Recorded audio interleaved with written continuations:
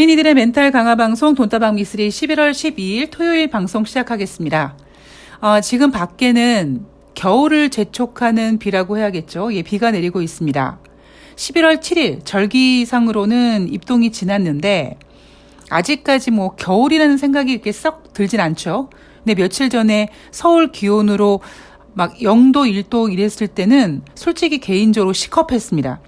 왜냐하면 아직까지 이 마음속으로 겨울을 받아들일 준비가 되지 않았는데 갑자기 날씨가 추워지니까 막 몸도 그렇고 적응이 안 되더라고요.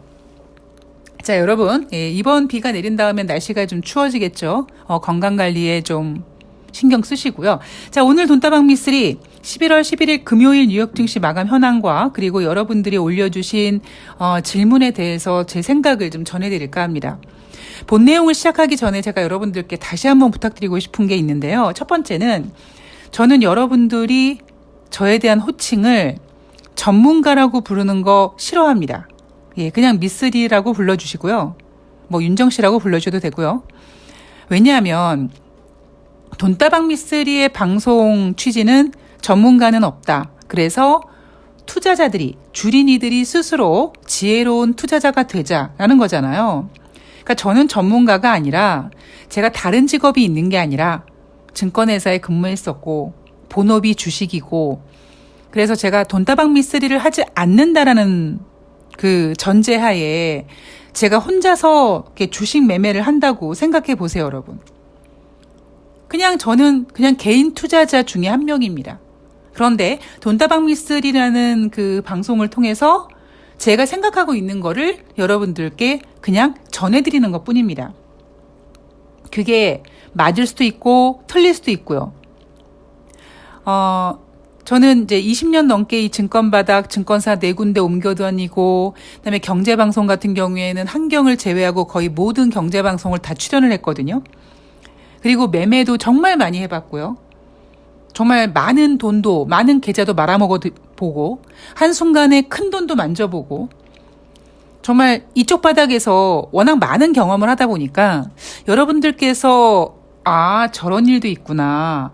증권 바닥은 저렇구나라는 거를 약간 간접 경험할 수 있도록 제가 이야기를 전해드리는 겁니다.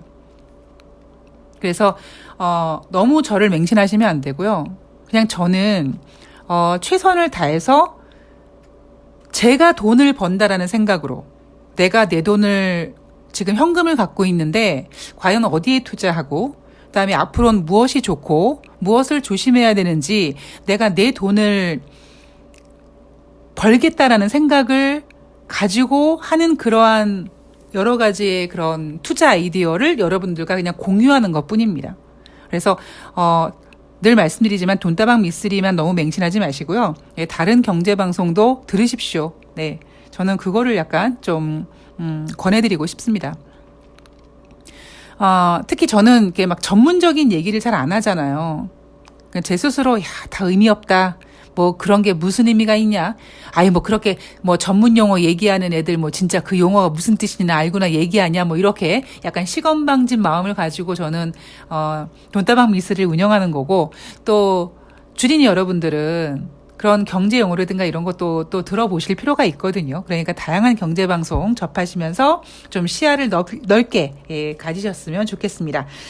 자, 제가 어제 방송에서 뉴욕 증시가 뭐 돈다방 미쓰리에서는 급등이라든가 뭐 폭등, 뭐 폭락 이런 단어, 자극적인 단어 별로 좋아하진 않지만 전일 뉴욕 증시 특히 나스닥 같은 경우에 7% 이상 상승했기 때문에 급등이란 표현을 해도 무난하다라는 이야기를 해드렸죠. 그리고 아마 11월 11일 금요일 주식시장은 상승세를 조금 이어가거나 아니면 혼조세로 보일 가능성이 있다라고 말씀을 드렸습니다. 11월 11일 뉴욕 증시는 장 초반에는 혼조세를 보이다가 장 막판에는 3대 지수가 모두 플러스로 전환되는 상승 마감을 보여줬습니다. 대신에 물론 전일에 보여줬던 그런 어마어마한 상승폭보다는 좀 소폭으로 빨간색 상승으로 끝났습니다. 다우지수가 0.10% 상승, S&P 500이 0.92% 상승, 나스닥이 1.88% 상승했습니다. 전일 이후에 지금 상승 랠리가 이어가고 있다라고 전문가들은 얘기하고 있고요. 오랜만에 저는 글쎄요, 이 이야기를 랠리를 이어가고 있다라고 얘기하기에는 좀 그렇지만, 워낙 우리가 기다리고 있었던 인플레이션 둔화가 예상치보다 더 둔화된 모습에 우리는 환호했고, 그리고 약간 그렇게 환호한 다음에 뭐라 그럴까요? 뒤에 느껴지는 그런 전이? 그런 게 있지 않습니까? 약간 그런 마음으로 봤을 때, 큰 폭으로 상승했고, 예, 제가 좀 되게 야한 얘기를 하고 싶은데 참고 있는 거예요. 예, 큰 폭으로, 그냥 막 오르가즘을 딱 느꼈고, 오르가즘을 느끼고 딱 끝나는 게 아니라 그 뒤에 약간 느껴지는 그런 게 있잖아요. 그러니까 그런 느낌의 주식 시장이 11월 11일, 예, 금요일 주식 시장이었다라고 보시면 될 것 같습니다. 네, 10월 달 소비자 물가지표 전년 동월 대비 7.7% 상승했죠. 예상치는 7.9%였습니다. 예상치보다 둔화되는 상승폭, 여기에 투자자들은 환호했죠. 자, 그런데 여러분들은 제가 최근 들어 자주 여러분들께 전해드렸던 단어가 있죠. 제동거리. 예, 제동거리라는 말을 여러분들께서 염두에 두셔야 돼요. 이 제동거리라는 단어는요, 단순히 인플레이션이 그동안 공격적인 금리 인상에도 불구하고 속 터지게 뚝뚝뚝뚝 둔화되지 않고 계속 질척거리고 그냥 옆으로 횡보하다가 이번에 눈에 띌 만한 둔화를 보였다. 주식시장에는 굉장히 호재죠. 저렇게 인플레이션 지표가 둔화되면 금리 인상이 이제 좀 완화될 거라는 기대감이 있기 때문에, 그런데 반대로 여러분, 어제 말씀드린 대로 이렇게 공격적인 금리 인상이 주식시장에만 영향을 끼칩니까? 아니거든요. 부동산 시장에도 영향을 끼칩니다. 그리고 기업의 경영에도 영향을 끼칩니다. 제가 그 이야기는 뒤에서 다시 해드리도록 하겠습니다. 자, 시장의 예상보다 더 빠른 속도로 둔화되고 있으나 여전히 7%대의 높은 상승률을 보이고 있어서 지금 이런 뉴욕 증시의 랠리가 계속 이어질지 거기에 대한 상황을 예단하기는 쉽지 않다라고 합니다. 인간은요, 참 간사하고 욕심이 많습니다.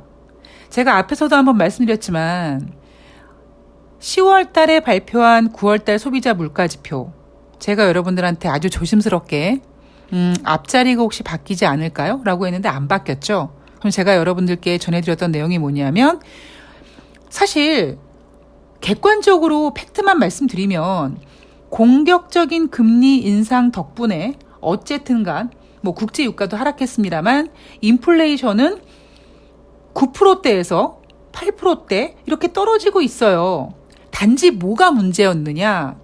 우리가 좀 눈에 띄게 확확 떨어지는 그런 지표를 원했는데 우리의 기대와는 달리 너무 느려 터지게 둔화되니까 거기에 대한 열받음으로 사실 9월달, 10월달 주식시장이 그닥 인플레이션 지표에 부정적이었던 건 사실입니다.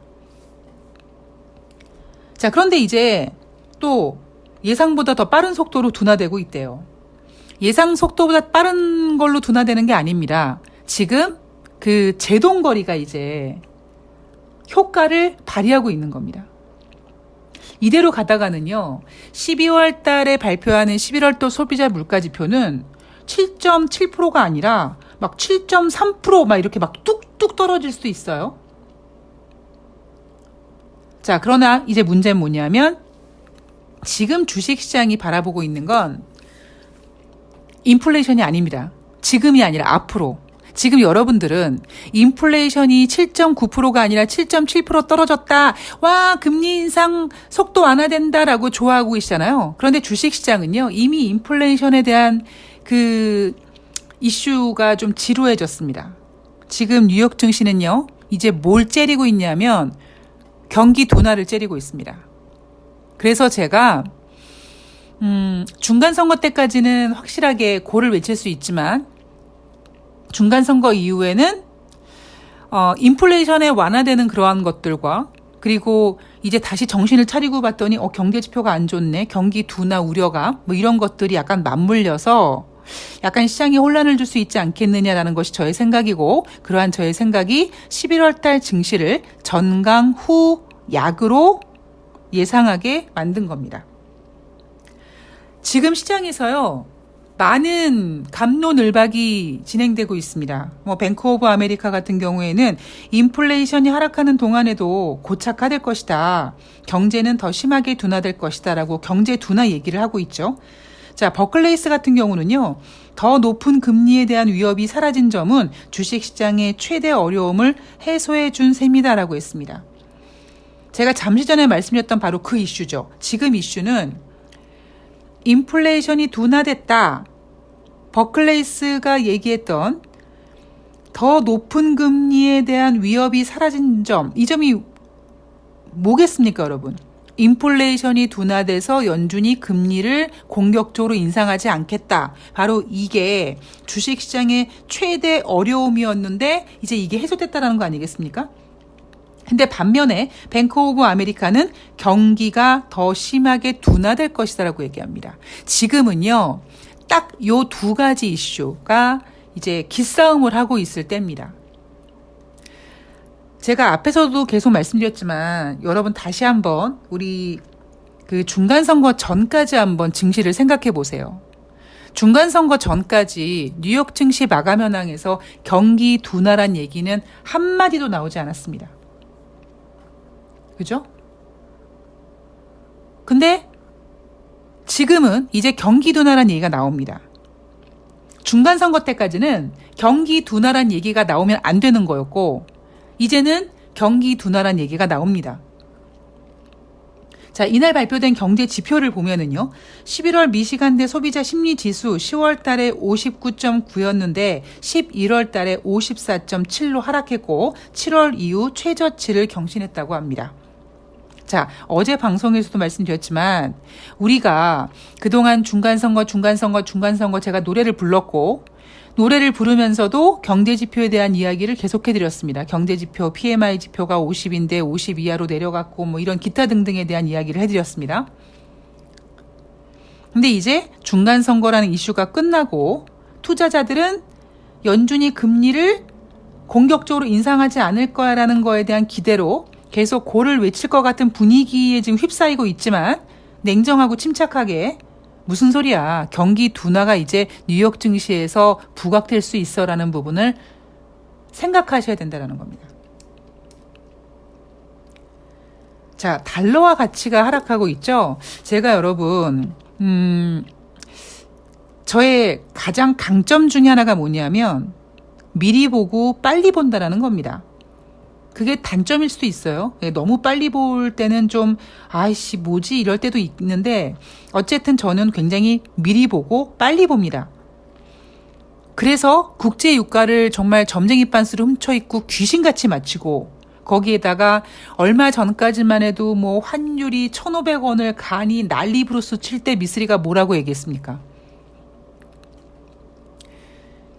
여러분, 달러 가치가 이제 하락할 겁니다. 라고 얘기를 했습니다. 제가 에피소드 하나 말씀드리면, 제가 이제 머리를 하는 우리 동네 미용실인데, 우리 행운이가 산책을 할 때마다 거기 매일 가야 돼요. 예. 거기 이제 그 직원분, 여자분이 있는데 아주 그냥 환장을 해요. 환장을 해. 그래서 정말 하루라도 거기를 들어가지 않으면 큰일 나는 애예요. 남의 영업장인데 안 들어갈 수도 없고 또 들어오라고 하니까 또 들어가니까 제가 이제 죄송하고 감사한 마음에 토요일날 반찬 같은 걸 만들면은 제가 이제 이렇게 워낙 토요일날 바쁘고 그러니까 식사를 부진하게 하니까 제가 반찬을 이렇게 나눠서 갖다 드립니다. 뭐 반찬 갖다 드리면서 이제 행운이 한번 일명 이제 혼녀 언니랑 할 수 있게 해주고. 근데 거기 원장님이랑 저랑 알게 된 지가 2010년도거든요. 2010년도에 제가 정말 돈이 없었을 때, 그래서 머리를 이제 기르고 미용실에 갈 돈이 아까워가지고 긴 머리를 제가 혼자서 이렇게 가위로 잘랐던 적이 있었습니다. 그러다가 이제 돈이 좀 생겨서 미용실을 가서 이제 머리를 하게 됐는데, 이제 그때 이제 알게 된 원장님이 이제 독립을 해가지고 가까운 그 옆에 가게를 내서 지금 미용을 하고 계신데, 꽤 친하죠. 이제 뭐 10년 넘게, 이제 뭐 12년 정도 알게 됐으니까. 근데 이제 그분이, 뭐 이렇게 이제 미용실 경영이라든가, 뭐 이런 디자인, 뭐 인테리어 같은 거, 이런 거를 이제 상담을 많이 하세요. 그래서 왜, 뭐 추석 연휴 임시 휴일 이런 거 안내문 같은 거 제가 이제 이렇게 디자인해서 갖다 붙여드리기도 하고 가격표도 만들어드리고 합니다. 근데 얼마 전에 저한테 그런 고민을 하시더라고요. 그 9월 말쯤에 저한테 고민했던 게 뭐냐면 그 미용실 원장님이 그 가격이 쌉니다. 비싸지 않아요. 비싸지 않은 가격인데도 또 막 단골이고 이러니까 또 이렇게 막 좀 뭐 5천 원 깎아드리고 막 이러십니다. 근데 그 달러 가치가 높아지니까 이 미용 관련된 그 재료들이 다 수입되는 제품들이 많아가지고 원장님이 일단 재료를 많이 좀 사다 놔서 이제 어느 정도는 버틸 수가 있는데 달러가 계속 올라간다고 하니까 걱정스럽다. 그리고 가격도 미용 가격도 지금 3년인가 4년 정도 됐는데 한 번도 인상을 하지 않아서 가격을 올려야 되는데 참 가격 올리기를 좀 부끄러워하시는 거예요. 아, 가격을 어떻게 올려? 막 이런 분위기예요. 그래서 내가 저보다 이제 나이가 좀 그 어린 분이셔서 정신 나갔냐? 무슨 뭐 사회봉사하는 거냐? 아니 원자재 가격 오르고 그랬으면은 올려야 되지 않겠냐? 뭐 얘기를 하다가 원장님이 뭐라고 얘기하냐면 11월 중순부터 가격을 올리고 싶다고 하더라고요. 그래서 제가 뭐라고 했냐면 9월 말경에 그런 정신없는 소리 하지 말고 그냥 추석 연휴 이후부터 바로 가격을 올려라. 그리고 그 전에 미용실에다가 이 환율 상승으로 원자재 가격이 올라서 이제 그 가격을 인상할 수밖에 없다 이렇게 안내문을 하나 붙이라고 해서 제가 만들어 드렸습니다.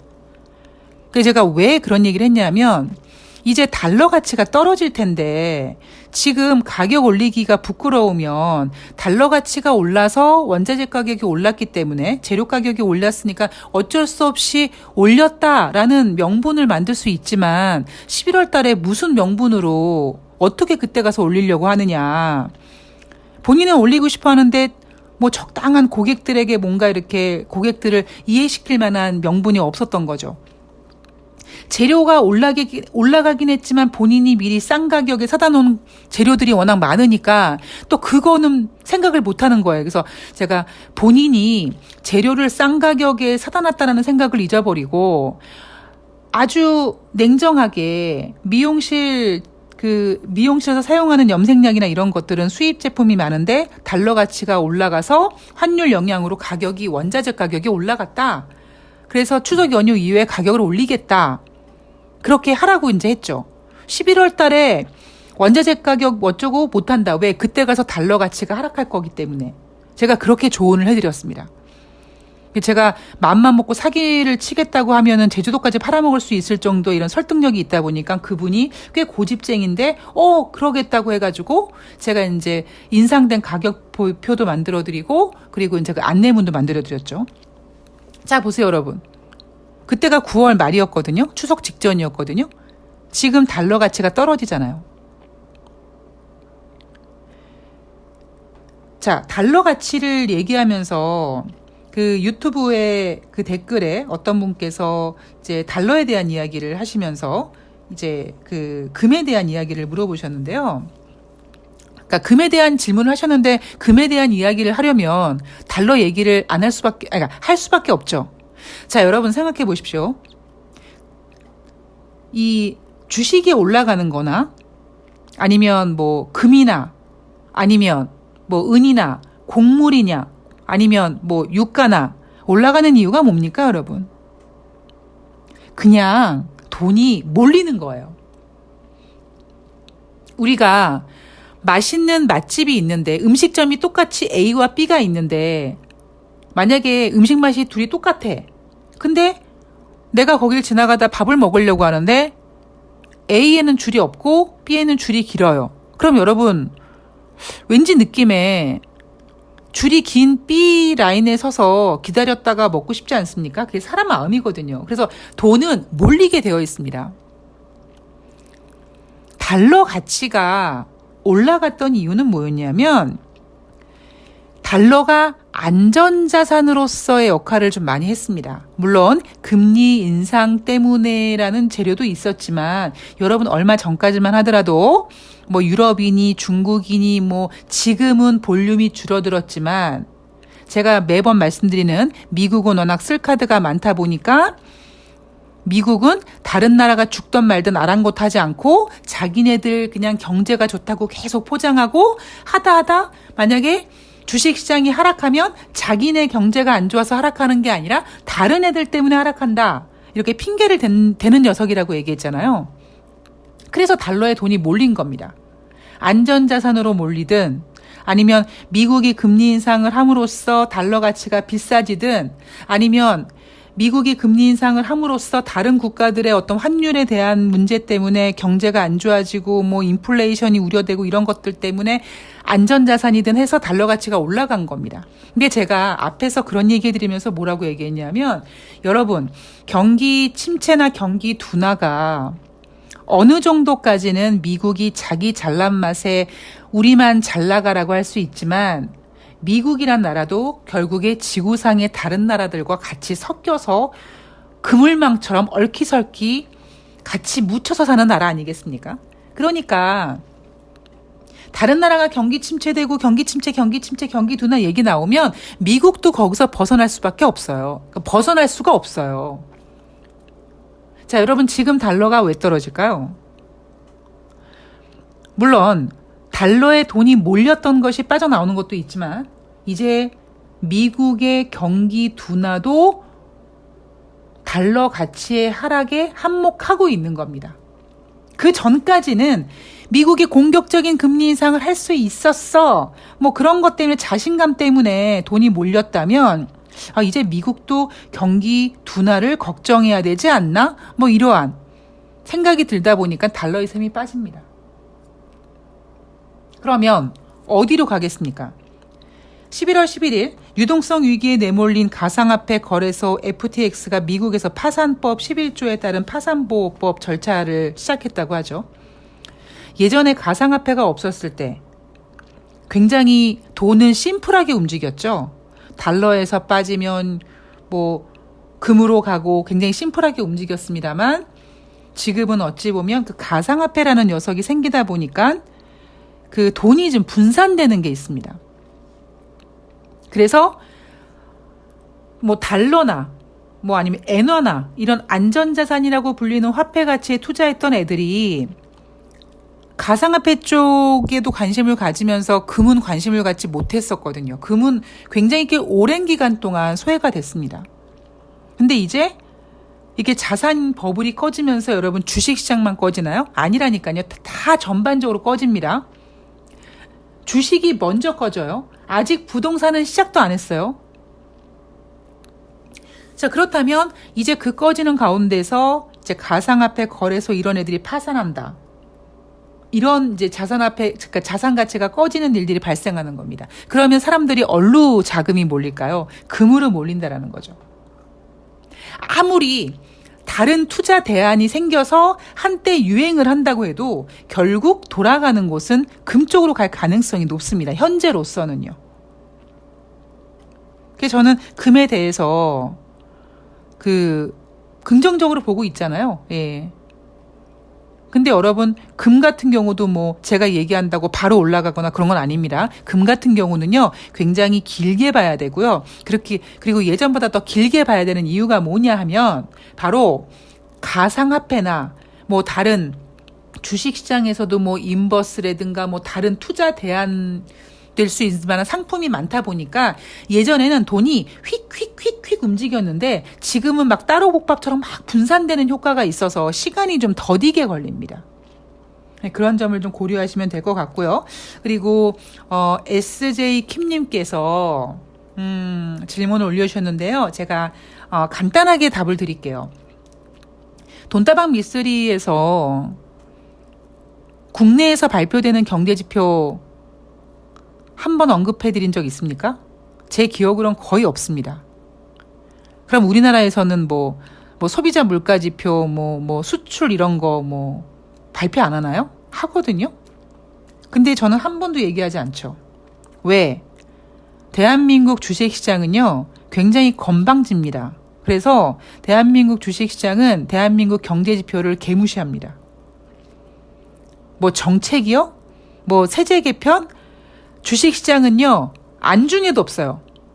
대한민국 코스피 코스닥 주식시장은요, 세제 개편 관련돼서 아웃 오브 안중이에요. 생각해 보세요. 지금 북한이 미사일을 쏴도 대한민국 주식시장은 올라간다니까요. 그래서 주식시장과 경제 이런 것들은 좀 분리돼서 봐야 된다라고 얘기했고, 제가 앞에서 계속 말씀드렸지만 제가 그런 얘기 해드렸잖아요. 농담 반 진담 반이지만 여러분, 대한민국 코스피 시장 2000포인트가 어떻게 만들어진 포인트인지 아십니까? 윤석열 따위가 대한민국 코스피 시장 2000포인트를 깨지 못합니다. 제가 그런 얘기 해드리잖아요.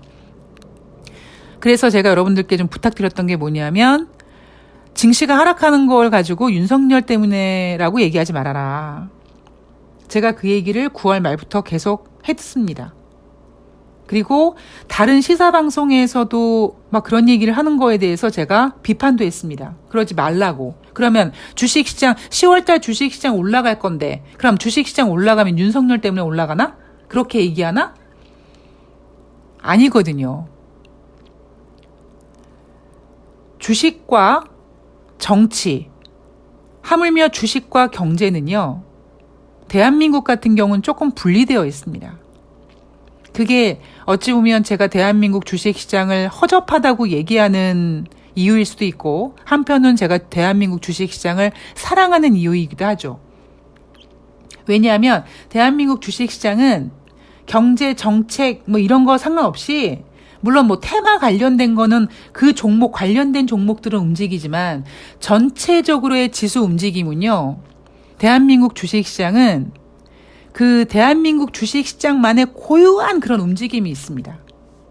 저는 그거를 20년 넘게 고민해오고 경험해오고 그리고 이제는 알아가고 있는 거고요. 그래서 너무 혼란한 주식시장, 혼란한 상황 속에서 주식시장이 크게 하락하면 민주당 탓을 하는지 우려됩니다라고 하셨는데, 저는 오히려 주식시장이 만약에 빠지면 윤석열 때문이라고 하지 마시라는 겁니다. 오히려 반대로 제가 그런 이야기를 좀 드리고 싶습니다. 자, 내일 방송에서 이제 다음 주 다가오는 한 주 동안 또 우리 주린이 분들이 어떤 이슈들을 체크해야 되고 그리고 무엇을 봐야 되는지 봐야 될 것 같고요. 제가 11월 달 전강호약이라고 얘기했잖아요. 이제 중간선거도 없고요. 다가오는 한 주 동안 이제 소매 판매가 발표가 될 겁니다. 소매 판매에 좀 관심을 갖게 될 것 같고요. 그리고 11월 17일 수능이죠. 수능인데 1시간 늦게 시작하고 1시간 늦게 끝납니다. 굉장히 피곤한 날입니다. 왜냐면 바이오리듬은 3시 반에 주식시장이 끝나면 이제 뭔가 이렇게 이렇게 너부러져 있게 만들어져 있는데 수능시험 날 때문에 그날은요, 피로감이 2배, 3배 됩니다. 하물며 저는요, 목요일날 새날 방송 나가야 돼. 종강하기를 못하고, 새날 방송을 하게 될 것 같은데, 출발하게 될 것 같은데요. 그거는 또 제가 잘 할 거고, 11월 10일 목요일날, 아니죠. 11월 11일 금요일날 대한민국 주식시장이 굉장히 많이 올랐죠. 근데 제가 어제 방송에서도 말씀드렸듯이, 어제는 지수를 올리기 위한 날이었고요. 개별 종목들은 가지 않았습니다. 특히 미쓰리가 좋아하는 종목들은 안 갑니다. 왜? 안 갈 종목들을 골라놨거든요. 제가 여러분들한테 일단 중간선거까지 보고 있다. 그 뒤에는 좀 고민하고 있다. 그래서 제가 보고 있었던 종목들은 올라가면은 멈칫하는 종목. 그런데 만약에 주식시장이 좀 빠지면 올라갈 종목들, 이런 종목들을 마치 보험식으로 들어놓은 거죠. 왜냐하면 다음 주를 노리고. 그래서 여러분들이 아니 주식시장이 이렇게 좋은데 내 종목은 왜 이렇게 안 가? 나 망했나 봐. 내가 재수 없나? 이렇게 생각하지 마시고요. 시장이 막 올라가는데, 지수가 올라가는데 왜 내 종목은 안 올라갈까? 그럼 내가 갖고 있는 종목은 과연 얘는 안티 종목이냐, 아니면 찬티 코스피냐, 안티 코스피냐, 이걸 한번 분석해 보시기 바랍니다. 그렇게 되면 시황을 알게 되면은요, 시황이 좋을 것 같다 그러면은 지수 관련주 사면 되는 거고, 시황이 안 좋을 것 같다 그러면은 안티 코스피 종목 사면 되는 거예요. 그래서 시황이 중요한 거고, 그래서 제가 늘 말씀드리지만 시황은 만원경을 보고 멀리 보고, 종목은 현미경을 보고 깊게 들여다봐야 된다고요.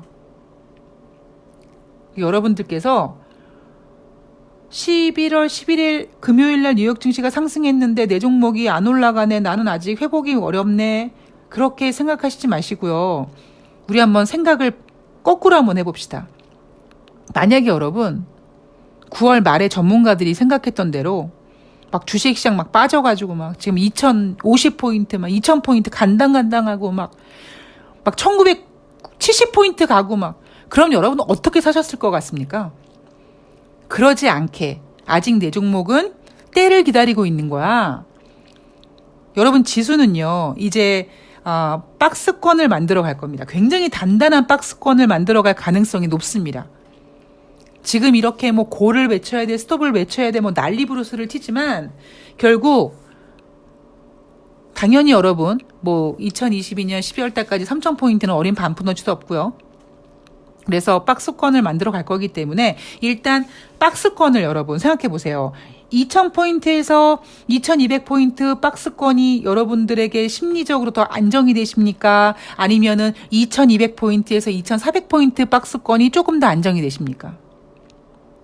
2,200에서 2,400포인트 박스권이 더 안정이 되죠. 그래서 대한민국 주식시장 2,000포인트가 그렇게 중요한 포인트입니다. 어디 윤석열 따위가 대한민국 코스피 시장 2,000포인트를 깬다고 그런 그 설레발을 치는 뭐 시사 전문가들, 뭐 경제 전문가들 어떻게 그런 얘기를 합니까? 절대 그럴 일이 없습니다. 윤석열 때문이 아니라 지난번처럼 막 코로나 같은 거, 막 테러 같은 거 있잖아요. 이런 거 뻥 터지면 2,000 깰 수 있죠. 지난번에 코로나 때 1,400 갔다 왔잖아요. 근데 어떻습니까? 바로 회복되잖아요. 오히려 2,000 확 깨버리는 바람에 1,400까지 확 밀어내는 바람에 그냥 물갈이가 1등급 청정수가 돼가지고 그냥 키싱 구라미들이 막 그냥 헤엄치고 다니는 그런 장이 돼서 바로 3,000포인트까지 밀고 올라간 겁니다. 그래서 여러분들께서는 다시 한번 말씀드리지만 지금 주식시장에서는요, 흥분도 금지요, 공포도 금지고, 그냥 진행되는 과정들을 객관적이고 냉정하고 평정심을 가지고 계속 지켜보시면 됩니다. 예. 저도 여러분들 투자에 도움이 될 수 있도록 최선을 다할 겁니다. 제가 금요일 날 좀 일이 있어가지고 행운이를 댔고 저기 인천 끝까지 갔다 오느라고 완전히 그냥 너덜. 사실 제가 말씀드렸는지 모르겠는데 그 소비자 물가지표 발표하는 날 제가 1시간밖에 못 잤거든요.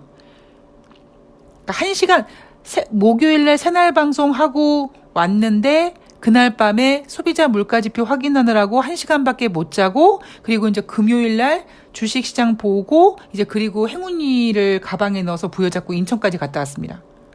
너무 막 어제는 막 너무 피곤해가지고 정말 죽을 뻔했는데, 이제 저도 이제 체력 회복을 좀 하고, 그리고 이제 내일 정신 차려서 내일 오전 중에 다음 주 한 주 증시 전망 또 제가 또 잘 정리해서 방송하고, 그리고 다음 주에 또 활기차고 즐겁게 우리 주린이 분들의 놀이터를 만들어 드릴 수 있는 그런 방송을 준비하도록 하겠습니다.